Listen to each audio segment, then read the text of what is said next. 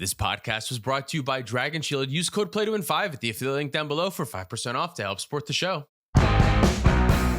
Welcome to the Play to Win podcast, where we talk about winning in cEDH. I'm Cam. And I'm Dylan. This week we're talking about uncommanders? Yeah, so we're actually, this is a pre-recorded this time, actually. So They're always pre-recorded. Well, I guess they're always pre-recorded, but this one's extra pre-recorded because we're actually taking a little bit of time off this week. So we figured that we would take a little bit of a break and talk about some fun stuff and a little bit more of a thought experiment kind of deal. I'm excited to do this. This is a suggestion, right, by a patron of ours? Yes, Mark Cirillo asked us the question, are there any uncommanders that you would build around in cEDH? So we want to answer that question today. This was kind of tough because I'm not super familiar with the unsets, to be honest. I like the full art lands. I think they're great. But besides that, the unsets have never super been for me. I don't know. How about you? I'm in the same boat. I'm a big fan of the original unsets where there were silly things that they made you do. And I'm less interested in like a lot of the newer unsets. Okay. Surprisingly enough. Because you're a grumpy old man. Because I am very curmudgeonly now, yes. Back in the old days. No, I think I'm for the most part kind of with you. I wasn't the biggest fan of things like Saw in Half coming over where it's like half unset, half not unset. I think an unset should mean something. It should be silver border. It should be not regular. The more that the Venn diagram overlaps, the more upset that I get about it. We are going to be talking about some of the uncards from the new set. I think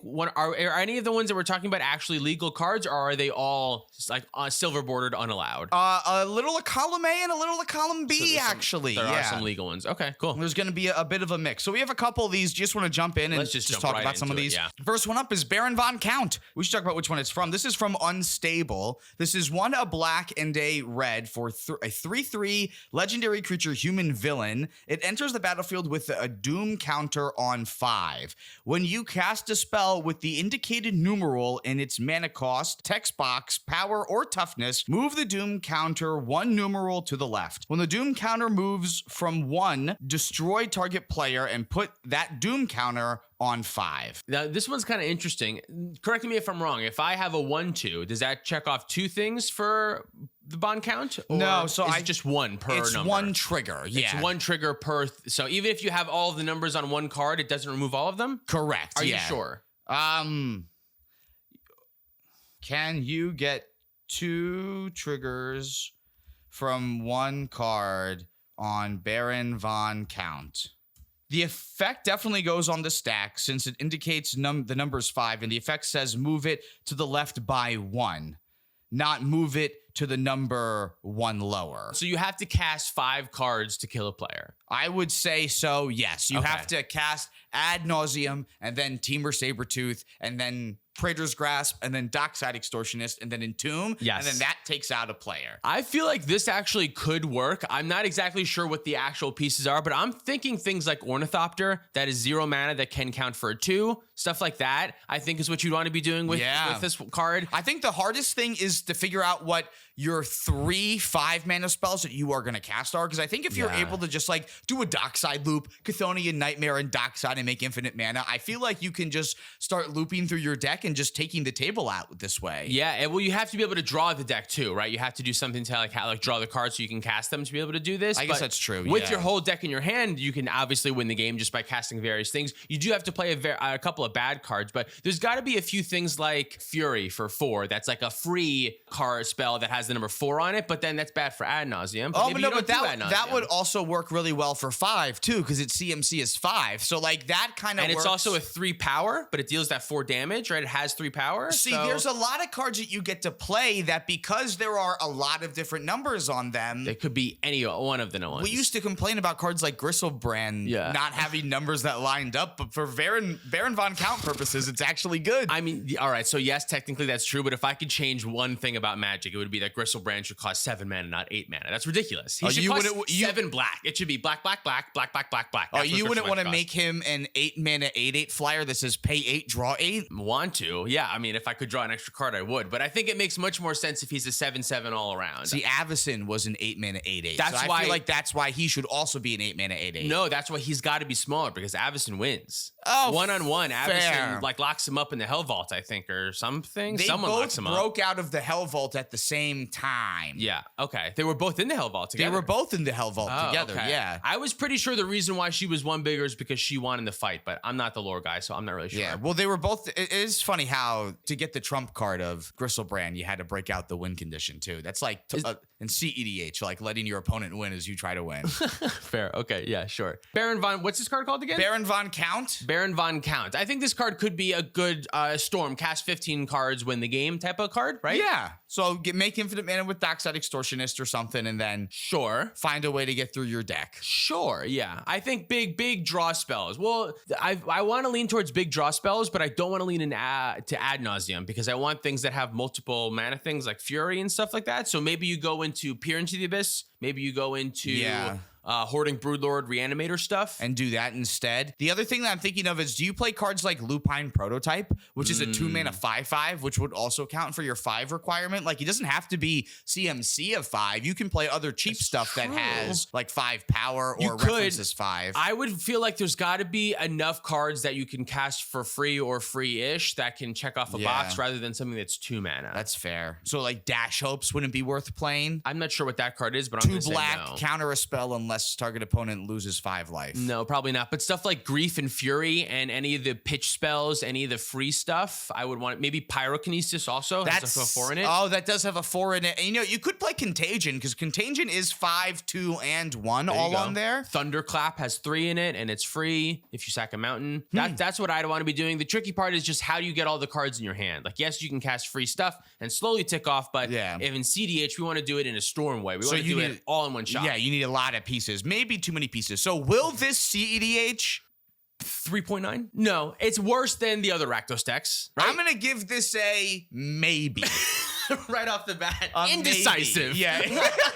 Could the cEDH? Yes. You can make this I guess that's into a true. cEDH Could deck. the cEDH? Yes. Baron von Will it? Count. No, it won't. No, it's not. There's other... Because it's not legal. Because it's not legal. Yeah.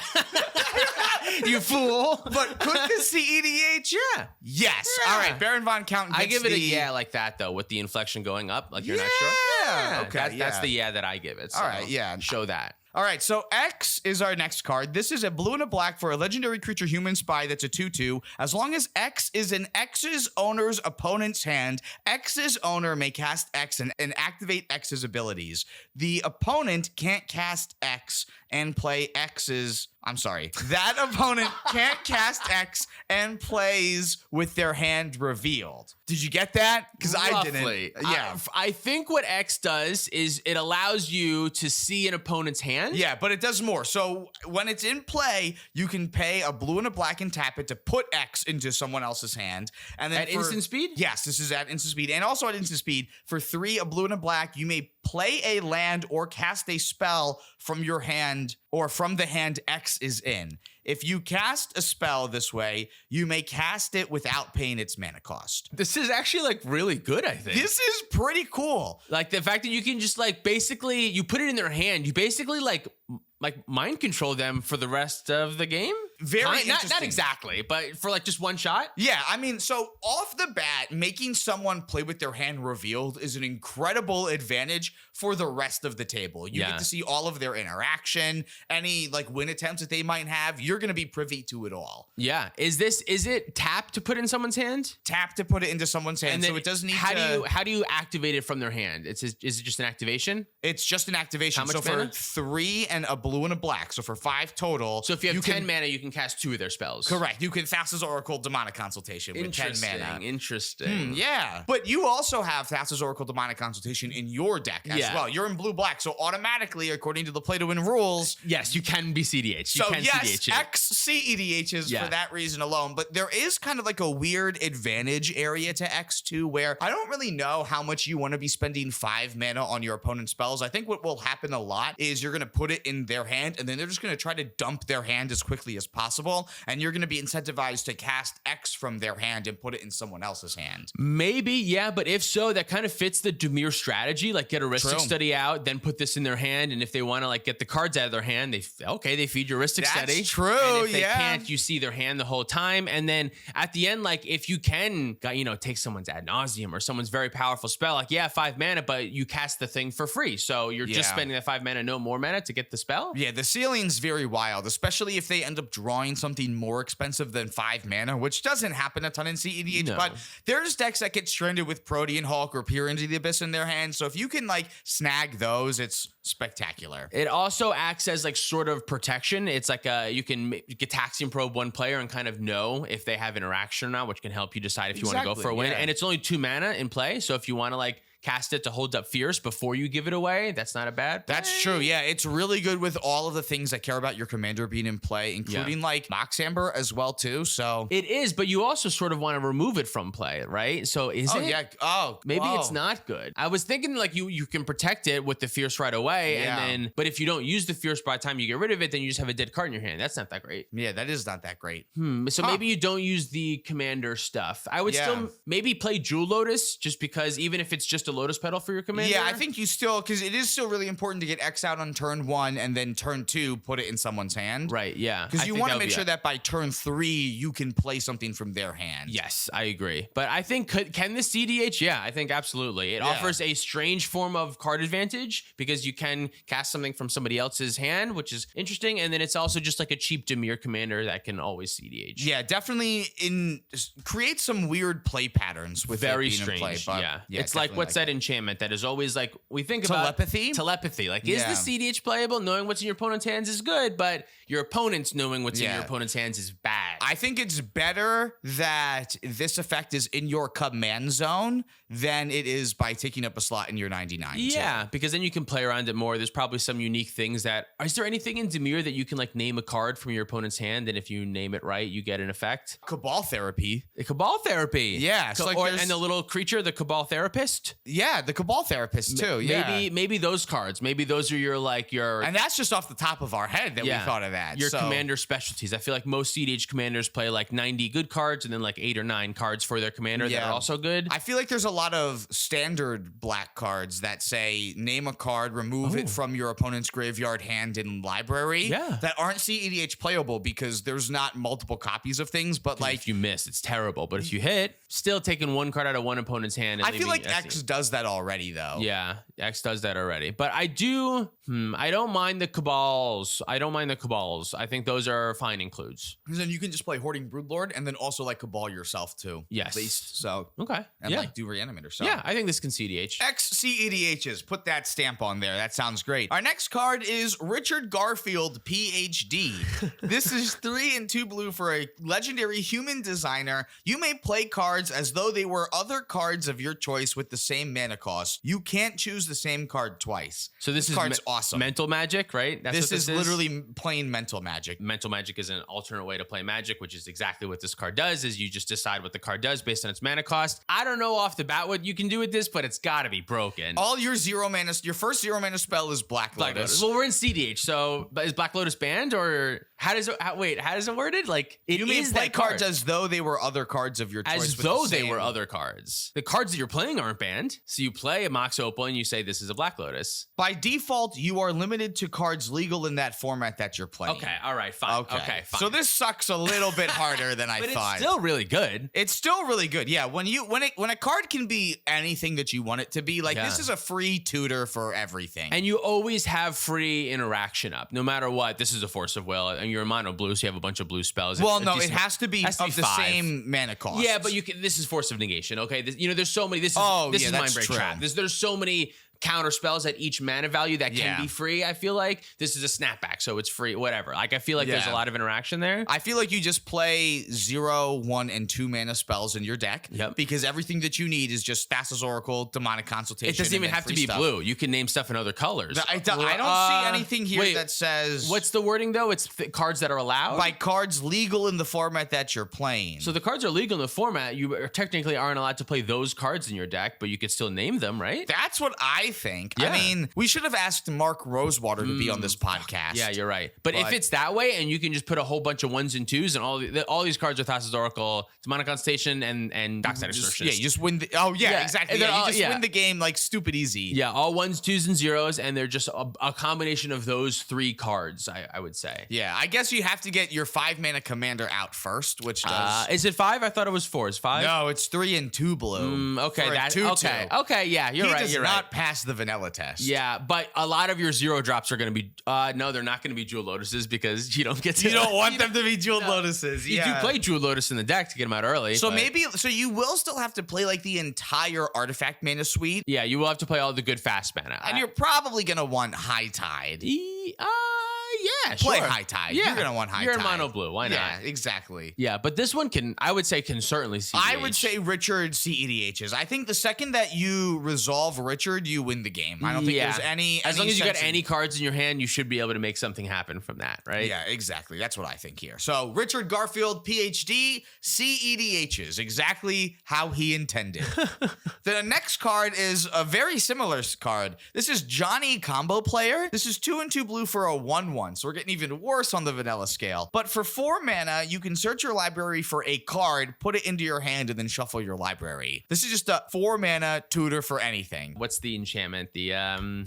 That makes activated abilities cost 2 less. Oh, Training Grounds? Training Grounds? Oh my god, of course you play Training Grounds. Tutor anything to your hand? I mean, I just think that there's like a ton of infinite mana combos in mono blue. You just assemble them and you just win the game with Johnny Combo Player like stupid easy. Yeah, and even like I think you just don't put all of the another one. You put all of the fast mana in your deck. You put all the Grim Monoliths and the mana vaults and all the ways to make. You need double blue pip to activate though. Double blue pip to cast him, but it's just generic mana to activate. Oh him. yeah, so all of the fast mana, all of the artifacts mana, and just use that mana to tutor for stuff. Cody does this, right? Yes. Why can't a mono blue deck do this? Yeah, this is better. This doesn't have to tap, right? This doesn't have to tap. Yeah, so this is like Cody but it's mono blue, but still, I feel like this one's another one where you should be able to win the game probably like turn 2 consistently with this guy. I mean, a 4 mana 2 tutor is pretty expensive, I guess. Yeah, but it's like 4 mana as well, so it's 8 mana to get your first card. Yes. But if that's all you need to assemble an infinite mana combo, then that's not bad. Yeah, that's true. I guess maybe turn 2, it might not be the average, but I think you could build it in such a way that you could get this out quickly. Yeah, I think so too. And I think it's more so like the tutors in your hand are the ones getting your combo pieces, and you're just using him to find like your win conditions after, probably. Yeah, that makes sense. I love this. I would love this. This totally cEDHs. Yeah, absolutely cEDHs. Nice. We've had 0 misses so far, by the way. I wonder if that's because we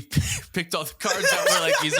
Wait a minute. The ones that I sent you were cards that I thought would cEDH. We're not going to talk about the ones that don't cEDH. I guess that's fair. Well, maybe some of them. I don't know. We'll find out. Let's talk about Spike Tournament Grinder. Okay. I wonder if this one cEDHs. This is 2 and 2 Phyrexian black mana for a legendary creature, Human Gamer. They're a 1/1, and for 4 Phyrexian black mana, you can choose a card you own from outside of the game that has been banned or restricted in a constructed format. Reveal that card and put it into your hand. I think it technically would have to break the rules of Commander to play it, but all of these would in some way because they're uncommanders. Own is my question here. Own, yeah. So like I have to actually own the copy. I can't just like that's my question. There's nothing in here that says anything about proxying. It just gives me a full list of cards that have been banned or restricted. I think it can be proxied. You think it can be proxied? Do you put it into play or you put it into your hand, the card that you get? Put it into your hand. You put it into your hand. Yeah. But it's free. I mean, Can you have 2 Black Lotuses over there that are proxies? Can you pay 8 mana to get Black Lotus, 8 mana to get a Black Lotus, 8 mana to get Primeval Titan or whatever? I mean, this doesn't say anything about... There's no limitation, right? Yeah, any limit. So I would put like 10 or 15... Well, I mean, is a Black Lotus worth 8 life? Not really. You'd have to gain that life back. You'd have to figure out how to gain the life back realistically. But even still, if you just like 8 life for Black Lotus, 8 life for Thassa's Oracle, Demonic Consultation, that's, what is that, 32 life? I almost feel like this is just a better Crick card. This is a better Crick card. I would almost rather just play Spike in the 99 of Crick than run it. Oh my God, that'd be really good. As a commander, You definitely put Villas in somewhere in the 99 of this deck. Oh, yeah. Yeah. But No, yeah. this deck would be hella fun. How I much- don't know how good it would be. How much though. mana is it again? It's 4 mana. Well, technically 2 mana and 4 life. You could go down to 2 mana and 4 life. And because it's 2 and 2 Phyrexian black. 2 generic. 2 generic, and Okay. then Phyrexian black. So then 32. So it's 36 to 36 total life to cast him and activate him 4 times to find Black Lotus, Demonic Consultation, Tainted Pact. It's 32 life to activate 2, him. 4, 6, 8, 10, 12. And then the 4 extra to so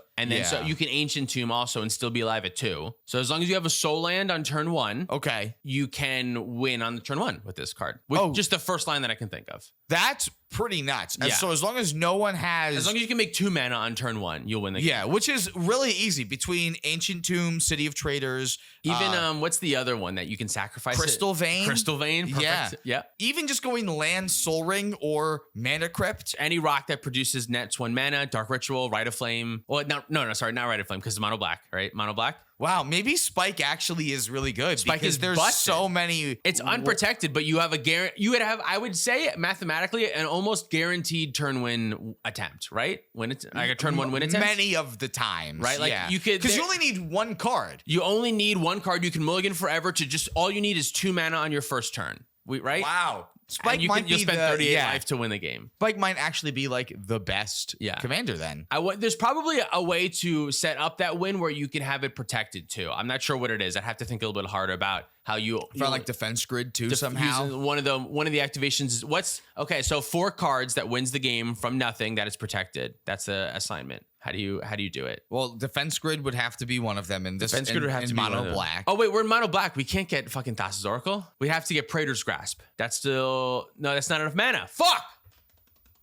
Mono black. We can't get the Thassa's Oracle. That's true because it puts it into our hand. What's a win in mono black? What format has Thassa's Oracle been banned in? Oh, Thassa's Oracle has been banned, right? Demonic Consultation is banned in Legacy, so that counts. It just has to be banned in a format, not just Okay, so Commander. Demonic Consultation we can get. What is Thassa's Oracle banned in though? Search for it on Scryfall. It'll tell you. Oh my god, it's banned in Historic, an arena-only Perfect. format. Okay, we're back Oh, on. okay, it Back works. on, baby. Woo, okay. Yeah, we can do it. It's banned in Historic. Demonic Consultation is banned in Legacy, so Wow. we're good to go, right? Console's banned in Legacy. Can you double Let's check find that? out. I'm pretty sure it is. Ban in Legacy. Yeah. Yes. Man, Okay. Can you imagine if you could play Console in Legacy? Thassa's Oracle's allowed in Legacy. That would be Wow. really Holy good. cow. Yeah, this is really good. Okay. Well, there we go. Spike cEDHs. Best one we've talked about so far. Hands down. That- Best one we've talked about so far. Oh wait, we didn't. Should we revisit the trying to win off of 4 activations that's protected though? I don't think we need to protect it. I think it just wins. We can just rely on I turn mean, win. it's if you have the Soul Land and Mana Crypt and Defense Grid, bada bing, bada boom. That's the same thing, right? Yeah, it's your mulligan for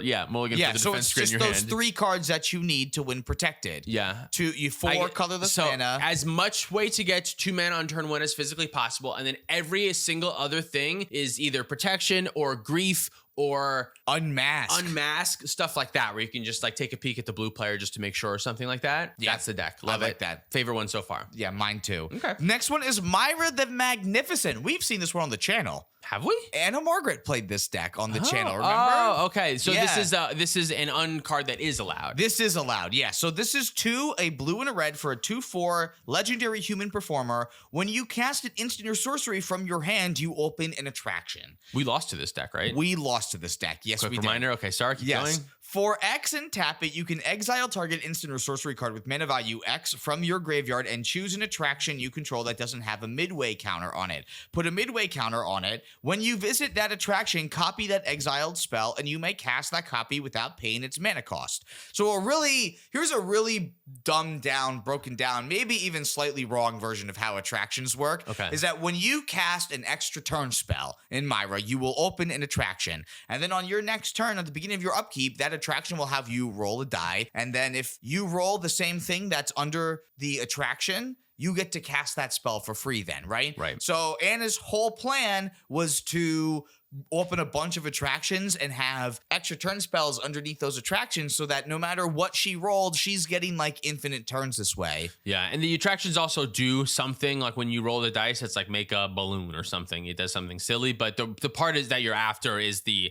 just rolling the number so that you hit the extra turn spell. Yeah, exactly. Her ability, Myra the Yeah. Magnificent's ability with it works Can very it well. cEDH? Absolutely. Yeah, we lost. We were playing cEDH decks. Absolutely. Are there more efficient mono or blue red decks? decks in CDH? Yeah, maybe. Probably, yeah. Kraken Sakashima, Niv Mizzet, and even the new Stella Lee have all been really good, but this card still was very powerful once it got to the mid game. Yeah, and I think it also has the upside of confusing your opponents a little bit too. Yeah, like when they're not, especially because attractions is such a difficult mechanic to grok. Like I feel like that's something that you can kind of get some players on as well too. Yeah. So if attractions, in my opinion, should do one thing. Do you know what I mean? They should do one thing, like how investigate clues. Clues are one thing. Clues sacrifice to draw a card. Yeah. Treasures are one thing. They make a mana. That's like an easy game thing to remember. A merry-go-round does one thing. Right. It's not like you go on the merry-go-round and it does loops all of a sudden. Right. Like different attractions do different things. To me, that's the part where they lost me. Attractions should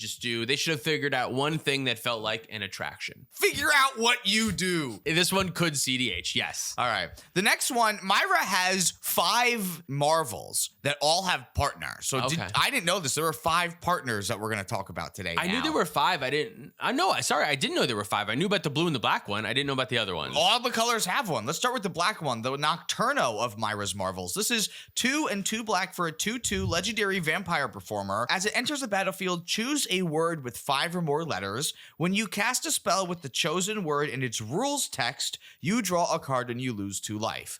Yeah. Treasure? Just name Treasure? Treasure's a good one. Well, it has to be on the card itself, right? So you have to have cards that say the word treasure. But yeah, I wasn't sure exactly what to name. You could name something simple like vampire and then put a whole bunch of 1-drop vampires in your deck. And then every time you play a vampire, you draw a card and it's sort of like a storm thing. Not sure how good that one is. There's probably other things that are on 0 spells. I would do like a Scryfall search on 0 mana spells and see which 5-letter word they all share the most with and put as many 0 mana cards in your deck as possible. And then hope that this acts as like a way to get some extra free draws. Chosen word in its rules text. So it's not like you can say construct and have that be your chosen word. You can't name like a creature type. You can't name like a where it's in its rules. Where is it in its rules text? Which is the box, not the line where the info is. That's what I would assume, right? Maybe, I don't know. To be honest, I should know this, but I'm not positive what the rules text exactly includes. I would imagine, yeah, just the box, but kind of makes sense for the creature type line to also be part of the rules text. Either way, this one says draw a card on it.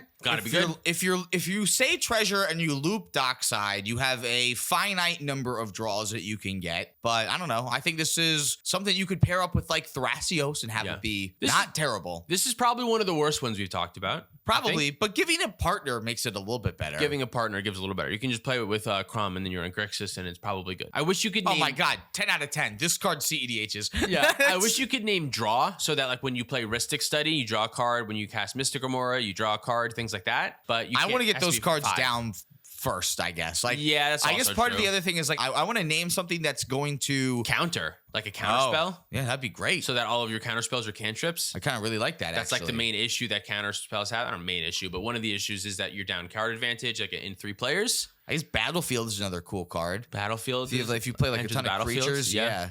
One of those would be good. Counter, Battlefield, Treasure, one of those words. Something. Or a creature type that you have a lot of 0s and 1s of. There's something. I think this card CEDHs. I'm going to give it that this card CEDH stamps. I think it's CDHs. I guess the vampire thing wouldn't work if it rules text is the actual text box itself. And then you have to fill your deck with a bunch of vampires. Yeah. All right. Fluros of Myra's Marvels is 2 and 2 blue for a 3/4 merfolk performer. As it enters the battlefield, choose a number greater than 0. When you cast a spell with power, toughness, or loyalty equal to the chosen number, target artifact or creature becomes an artifact creature with base power or toughness XX until end of turn, where X is the chosen number. This is just a blue partner. That's the only reason why it's on here. Okay, yeah. I was gonna say, did I put this on here? This no, one's not good. I put this on here. Okay. I was hoping that you could choose their artifacts and then say make them small. And then kill them because you say 0 and then they go bye-bye, but that doesn't happen because you can't choose 0. It has to be greater than 0. Did we find one that doesn't CDH? Doesn't offer you card advantage? It has partner though. Like it has partner. It's a blue partner. It's a blue partner. But we have other blue partners that don't see play, like the kitten. Yeah, that's true. There's enough blue partners already. There's Croms and Thrasios. That there's no point in putting this one doesn't in. offer a combo, doesn't offer card advantage or mana advantage, doesn't offer removal, doesn't offer a way to... I mean, maybe like it's a haymaker is like the category it would fit in. I guess. It's a lame haymaker. It's not really doing too We much. found one that doesn't cEDH. Does not cEDH. Get out of here. We got one. What about Hardy of Myra's Marvels? This is 2 and 2 green for a 4/4. When it enters the battlefield, choose a number, any number this time. Whenever you cast a spell with the chosen number of lines of flavor text, put that many +1/+1 counters on target creature. This one's bad too. Yeah. No, you're right. It is bad. This is at least like a way to add green to your deck, which you probably don't want to do. No, yeah. But it is a way to like make your stuff bigger. Fun play around for sure. Fun play around. Fun build around. The good cards don't have flavor text though, because they have too many words on them. Yeah, that's the main issue. Is you got to put too many bad cards in your deck with this one. You got to put a bunch of I thought this could like maybe be like an okay haymaker in the command zone. So like if you already have like an infinite mana outlet, you could add this to something. There probably are a couple of things that are just vanilla 1-drops that have big blocks of flavor text on them that you could just for 1 mana put like 5 counters on something. That probably exists. Yeah, that card? cards like Fugitive Wizard. Sure. Here's a question: does the person who's saying the quote count part of as the a flavor line? text. Okay, great. I think so. Then this version of Fugitive Wizard only has 3. But if we look at the Legion's printing of Fugitive Wizard, it has 4. So I think maybe it also depends on which printing I'm using too. Yes, absolutely. This is a weird one. So where do we say this does not cEDH? No. Unfortunately, I don't care about +1/+1 counters in cEDH at all, unless I'm removing them like with Walking Ballista or something. Okay, yeah, that makes sense. All right, what about this one though? This is Ignacio of Myra's Marvels. This is a lizard performer. When it enters the battlefield, you choose armor, blood, book, bottle, fang, fire, scroll, spear, sword, or water. And whenever you cast a spell with the chosen object in its art, you create 2 treasure tokens. What color is it? It's red. It's red. How much mana is it again? 4? 4, yeah. 4. 2 treasure tokens, not bad. 2 treasure tokens is not bad. I don't know which one of these is best. Scryfall, does Scryfall have art tags now? I think so. You only choose one of those words. I can only choose one of those words. There probably is a word that you choose and which would allow you. I feel like if you go red-black, you find something that there is shared overlap between the treasure makers, something in the art and something in the text box, so that every card that you cast, you draw a card, lose 2 life, make 2 treasures. I feel like blood or fire are probably the easiest to do. Fire's got to be, blood or fire. Fire sounds so easy. Everything's got fire in the text. Everything is fire. In the exactly. Art, in red, at least. And making 2 treasures seems pretty good. So, really good, yeah. Yeah, so if you don't want to play Jessica, you could do that. Yeah, I think that would be good. All your Rite of Flames then make so much mana. Like your Rite of Flame then kind of makes 4 mana. That's really good. But you have to play your 4-mana commander first. 4-mana commander first, yeah. It probably would be more fun than good, but I think it's cEDH playable. I think that's where all of these are kind of at. With the exception of Spike, they're all more fun than good. Yeah, but still, I think this one could cEDH. All right. Well, here's another more fun than good one. This is Katerina of Myra's Marvels, the final one. Okay. This is 2 and 2 white for a 3/3. When it enters the battlefield, you choose a letter. So this time you have 26 different options. Whenever you cast a spell whose name begins with the chosen letter, create a white 2/2 cat creature token with flying, and it has partner. Here's my question. I mean, if you have a card in the other language and it starts with the letter that you may name, then you're good to go. So this incentivizes me to make sure that all of my cards are in the same language. And begin with the same letter. I think that's what makes this not good. What makes it not good is the 2/2. Who cares? That's what makes it not good. Is the payoff isn't good. It's like the whole card. Yeah, the whole card. If it it drew a card or made mana or something like that, then the 2/2 flyer is just not enough. It's not what we want. What are you going to do? You're going to cast like a couple spells, and then it doesn't help you keep going in any way. So you make like 3 or 4 2/2s. And then what? And then nothing. But if you draw cards instead of making 2/2s, now you've drawn 4 cards, which means you can maybe cast more things that'll help you draw more cards. Or if it made mana, that'd be good too. But this part of the color pie for white is just not what cEDH is looking for. What if you pair it with Tymna? You make all these 2/2s for Tymna. Yeah, that could be the best. That would be the best thing to do. If you do black white's Tymna with this and that, and then you have a bunch of creatures with the same letter name, and then all you're guaranteed that you're drawing 3 cards a turn, that would be the best thing that you can do with this one for sure. Could that cEDH? Yeah, why not? Sure, great. Yeah, I don't want to. I don't want to either. I don't want to do that. But it could cEDH. It could. All right, our next one is it came from planet Glurg. This is XX green blue For a 0/0 alien ooze, it's legendary. You may have it enter the battlefield as a copy of X different creatures on the battlefield. How much mana is it again? XX green blue. So to copy one thing, it's 4 mana. Okay. To copy 2 things, it's 6 mana. Okay. And that's all it does. It just becomes a copy of however many things that you name. Correct. And it's all combined into one. I don't think this cEDHs, but I thought it was interesting. It's that, green and blue. Like, clones are really good and it's in good colors. Yeah. Like, I don't know. It feels like it could be something, but all these other things have to be in play. And if you have them in play already, why didn't you win the game with those things if they're already in play? It can only copy your things or other people's too? No, it can copy anything. So it can things. copy Docksides. But Like, not if you want your Dockside. Not your Dockside. You can't. So, like, you can't. The fact that you can't play Dockside stinks. Yeah, it's not like you can go, oh, well, I can loop this infinitely with Yeah, Dockside and, yeah. like, copy 2 things. Yeah. Because that would be cool if Dockside makes 7 mana and you have a way to, like, bounce this back to your hand over and over to have it, like, enter the battlefield, copy Dockside, and copy something else that bounces a creature to its owner's hand when it enters the battlefield. Like a meal or like a wizard, like Baron Master Wizard. Yeah, something like that. Or even, like, Pride Main Lion has that. Oh, yeah, sure. Something like that, so you don't even have to, like, spend extra mana But into it. those aren't the colors that you're in. Who's playing Pride Main Lion? Yeah, You're no not one. going to just come up against someone else's Pride Right. Main Lion. Yeah, I mean, this one seems like an awesome, fun build around, but I don't know that it would be consistent enough for cEDH because there's going to be too many times where the things that you have available to copy for you are just like not helpful. Yeah. Sometimes it'll be good. Having access to a clone is good. In the Karkin command zone, Sakashima yeah, that has would be that. You know what I cool. mean? But you want to build your deck around what you're doing more, I think. It's White Main Lion. Yeah, White Main Lion. Okay, That's the name of the card. Yeah. Could you make a really fun build around for this where you're getting a whole bunch of extra ETB triggers off of your own stuff guaranteed and yeah, absolutely. Yeah. I don't think it's cEDHs. I don't think it's cEDHs either. We'll give it that stamp of no. No. All right, the next one is Magar of the Magic Strings. This is 1 a red and a black for a legendary Minotaur performer. For 1 a black and a red, you note the name of target instant or sorcery in your graveyard and put it onto the battlefield face down. It is a 3/3 with whenever this creature deals combat damage to a player, you may create a copy of the card with the noted name. You may cast the copy without paying its mana cost. And if this creature would leave the battlefield, exile it instead of putting it anywhere, and it's a 3/3. First thing that comes to mind for me, well, number one, this one you actually can play in cEDH. It's allowed, right? Like it's not, it doesn't have the acorn at the bottom of it. It is legal in Commander. It is yeah. legal. You could play this one right now. The first thing that comes to mind for me is you entomb ad nauseum on the end step. Yep. And then you activate this ability also on the end step to create a 3/3 with your ad nauseum. Untap, attack someone, connect with your 3/3, cast ad naus for free. That seems nuts. That actually seems okay. seems really good. The You're issue in with red that- black, which isn't bad. You're in red black, which is great. It's sort of like a weird Cody in the fact that you have sort of ad nauseum in your command zone, but not really. You need like the entomb effect to get it into your graveyard. Yeah, so it's like 7 mana, including the entomb mana, to be able to set that Yeah, up. you have to have 3 mana to cast it, and then a 4th mana for the entomb, and then a 3rd mana to Three more for the mana ability, to yeah. and then also you have to connect. I also think this would be a good way to like cast ad nauseum. Someone counters it, and then on your turn you just activate from your graveyard. Oh, and then do it yeah. again. The insurance policy of being able to do it again later, or like being able to get like your tutors back later, which is I think is also great. Here's the other thing. Nothing happens to that creature either when you connect with it.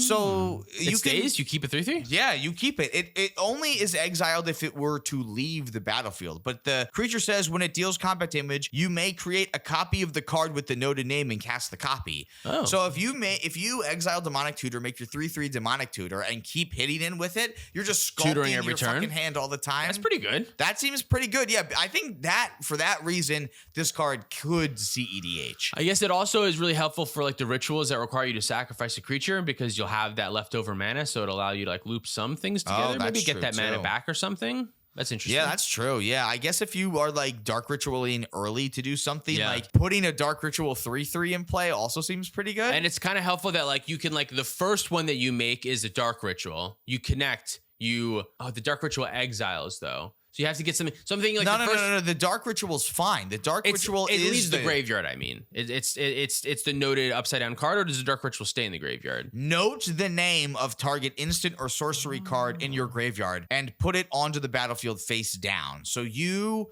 take the card out of your graveyard, flip it upside down. Okay, yeah. And it becomes the thing. So you can't like do 2 dark rituals. You Right. just have a dark ritual 3/3. But like, so like you have a 3/3 that is a dark ritual. You connect, you make the 3 ritual for the mana. You use that ritual mana to activate your commander to now take a demonic tutor that's out of your graveyard. Yes. And then now you have a demonic tutor and a dark ritual. So you can use the mana from the ritual from the first one to help activate again to make another one for next time. Yes, that you can do. So like you can use it to help feed itself, I think, if you have to go into grindy mode. Which seems not bad. It's fun. You just have to make sure that you can keep connecting with your 3/3s. Maybe you play some extra removal, like you like add Throw a Fatal lightning Push bolt and under. stuff. Throw a lightning bolt, cast a lightning bolt, then make it your lightning bolt into a creature, deals damage, kills something else that you can attack next turn somewhere else. Yeah, and you're just consistently planning for the future that way. I like that. I like the grind potential. I like the winning potential. I think this one could see This cEDHs, yeah, definitely. All right, and we have one more that we're going to talk about, and this one is actually my favorite of the bunch. Okay. This is Meet and Greet Sisay.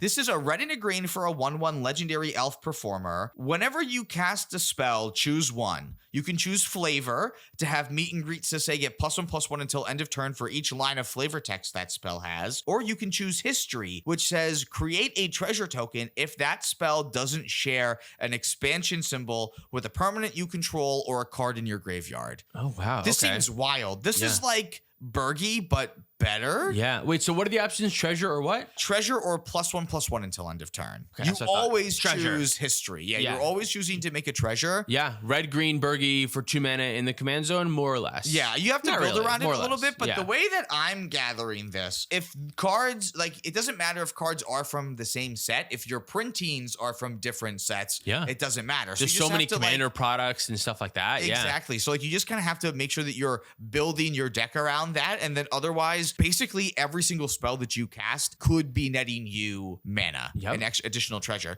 And it doesn't count for your lands either. So you could even try to like be smart and be like, oh, I can play this version of this card because I'm playing this land from this set and it won't mess anything up. Like Yeah, I think you it's a can great still play play. Gaia's Cradle and then play something else from that set too. Yeah. This is great. Yeah. You just have a ton of mana in the command zone. How do you actually Oh, win? I'm sorry. No. Oh, no? No. We're all wrong. With a permanent you control or a card in your graveyard. Yeah, never mind. That doesn't work like that because Wait, it will so- look at your lands. What does it do? Oh, I misunderstood what you said. What does it do again? Whenever you cast a spell, create a treasure token if that spell doesn't share an expansion symbol with a permanent you control or a card in your graveyard. Oh, so it won't trigger off of you putting lands into play. Correct. It won't Okay. trigger off of you putting lands into play, but if the spell sees that you have a land from the same set, then it won't give It you won't the trigger. treasure. Okay. Yeah. Understood. That's what I got confused by. Okay. Yeah. Yeah, I don't know how you win with this deck. Probably Dualcaster or maybe Underworld Breach or something. Stormy, because all of your spells make an extra treasure, and that'll be really helpful for storm stuff. Sisay does pump herself infinitely. If you can like loop you through your deck and like then each spell then becomes a +1/+1 for each line of flavor text that's on it then too. Okay. So you can make like an absolutely huge board as well if you are able to get to a point where you're making infinite mana. Sure, you don't grant haste or anything like that, but you can make your board very big. Correct. Yeah, you can Okay. just make your board very big. So that could be something else too. So you don't necessarily win in the command zone. But you can almost get there. You can almost and it get can there. facilitate. It's sort of like a Kinnan without the win. Basically, yeah. Yeah, almost. I think this is good.